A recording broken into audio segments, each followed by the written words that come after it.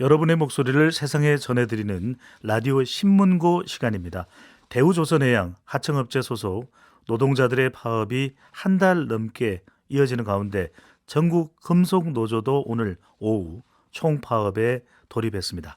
노동자 파업을 둘러싸고 갈등이 격화되는 모양새인데요. 전국 금속노조 조합의 윤장혁 위원장 연결해 보겠습니다. 윤 위원장님. 예, 안녕하세요. 금속노조 위원장입니다. 안녕하십니까. 위원장님, 우선 전국 금속노조가 왜 파업을 한 겁니까? 지금 현재 기술 발전과 기후 위기로 산업이 급속도로 재편되고 있지 않습니까? 네. 그래서 지금은 현재는 재벌 주도로 진행되는 방식이기 때문에 노동자들의 고용 문제가 심각합니다. 그래서 네. 노동중심 산업 전환을 위해서 노종 교섭을 요구하는 총파업이고요. 대우조선 하청 노동자 문제를 해결하기 위해서 총파업에 돌입했습니다. 특히 정부가 최근 이제 교섭이 이루어지고 있는 속에서 공권력 투입을 하기 위한 움직임들이 지금 있기 때문에 이것을 네. 막기 위해서 총파업을 단행했습니다. 네. 금속노조가 대우조선 해양과는 어떤 특별한 관계가 있습니까?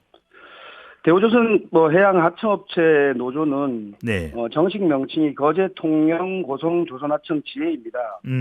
이것은 금속노조 산하의 지회이기 때문에 저희 조합원입니다. 그래서 파업을 하는 것입니다. 이렇게 조합 내에서 산하하청의 지혜에서 농성을 하게 되거나 하면 이렇게 자동적으로 그냥 금속노조도 파업을 하게 되고 참여를 하게 되는 겁니까? 예, 금속노조는 산업별 단일 노조이기 때문에 하나의 네. 노조입니다.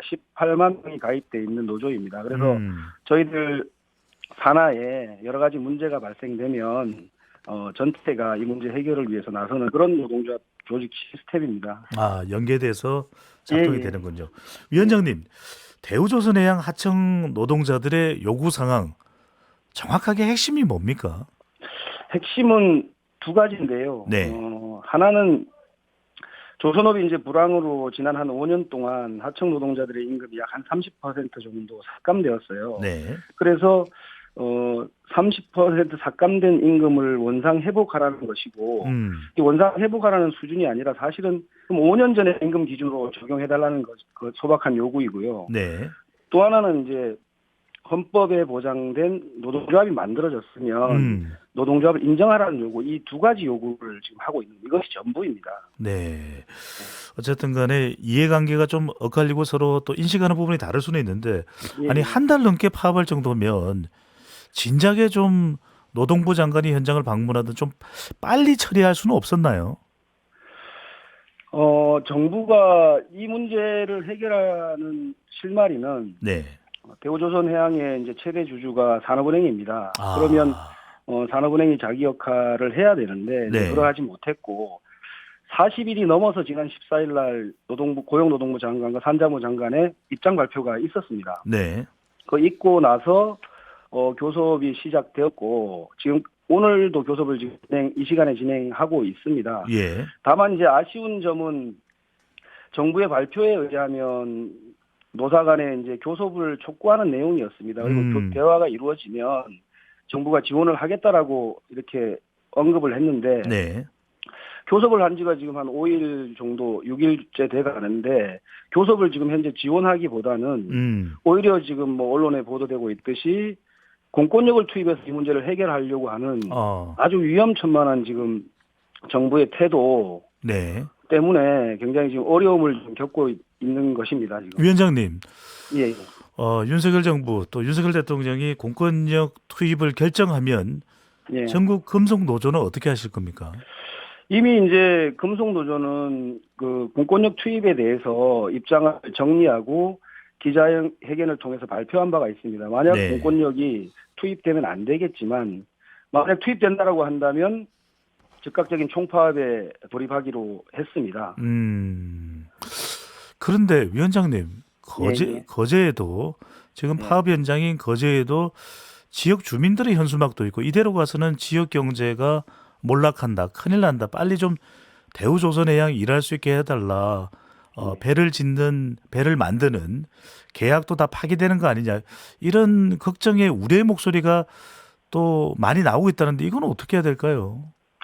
예, 뭐 저희들도 이 상황을 좀 심각한 상황으로 보고 있습니다. 네. 다만 이제 한 가지 이해가 필요한데 음. 대우조선해양이 이제 거제에서는 아주 중심적인 위치를 차지하는데 이 대우조선 해양이 잘 돼야 거제 경제가 살아날 수 있는 것입니다. 네. 그러나 지금 하청 노동자들이 요구하고 있는 것 5년 전에 임금 기준으로 해달라는 아주 소박한 것이거든요. 네. 지금 구조조정으로 약 이제 하청 노동자들 조선업계에 13만 명 중 7만 6천 명이 구조조정을 당했어요. 쫓겨났어요. 네. 그러면 지금 이제 수주가 지금 엄청나게 많은 세계 1위 아닙니까? 그런데 이제 그 노동자들이 일손이 부족한 상황인데 돌아오지 않고 있습니다. 그건 아하. 뭐냐면 지금 하청 노동자들이 싸우고 있는 그 이유 때문이죠. 저임금, 또 위험한 노동 아닙니까? 근데 네. 최저임금 수준으로 지금 돼 있기 때문에 그리고 5년 전의 임금을 그 기준으로 해달라는 것. 이게 정말 이것을 해결하지 않으면 거제 경제가 오히려 살아나는 것이 아니라 조선업은 살 수가 없어요. 네. 일할 사람들이 들어오지 않기 때문에. 위원장님 그런데 지금 현재 예. 시위하는 양상도 상당히 위험하다. 신나를 가지고서 지금 시위를 하고 있는 태세다. 좀 시위 아니라 다른 방법으로 요구 조건을 관철시키거나 또는 좀 안전하게 할 수 있는 방법은 없는 건가요?